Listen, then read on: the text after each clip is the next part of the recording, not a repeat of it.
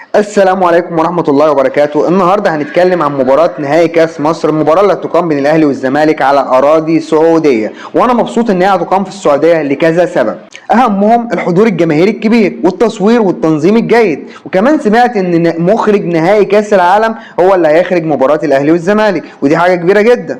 نتكلم بقى على الفنيات، نبدأ بالنادي الأهلي في حالة فنية وبدنية جيدة جدا، لأن رجع له كتير من المصابين، أهمهم وسام أبو علي ورضا سليم وعمرو السولية.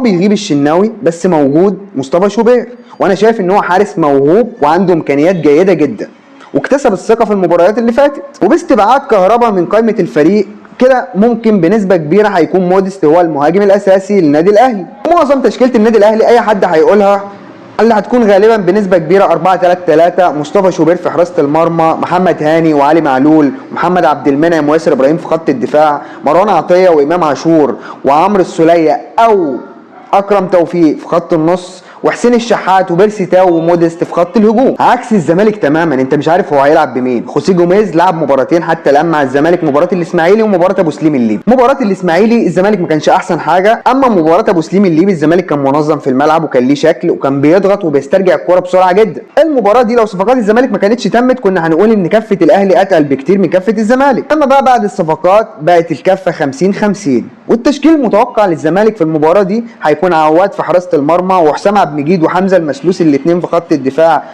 وعمر جابر باك يمين واحمد فتوح باك شمال، وفي خط النص دونجا ورؤى، وقدامهم عبد الله السعيد، وفي اليمين زيزو، وفي الشمال مصطفى الشلبي، والفرود يا اما سيف الدين الجزيري او ناصر منسي بعد الاداء الجيد اللي قدمه في مباراه ابو سليم الليبي. نتمنى ان هي تكون مباراه ليه بالفريقين ويكون بيسودها الروح الرياضيه العاليه، وبنشكر السعوديه والمستشار تركي آل الشيخ على المجهود الرائع اللي باذلينه. اي حد يتبعني يشوفني انا بقول ايه، انا نمبر 1 انا نمبر بر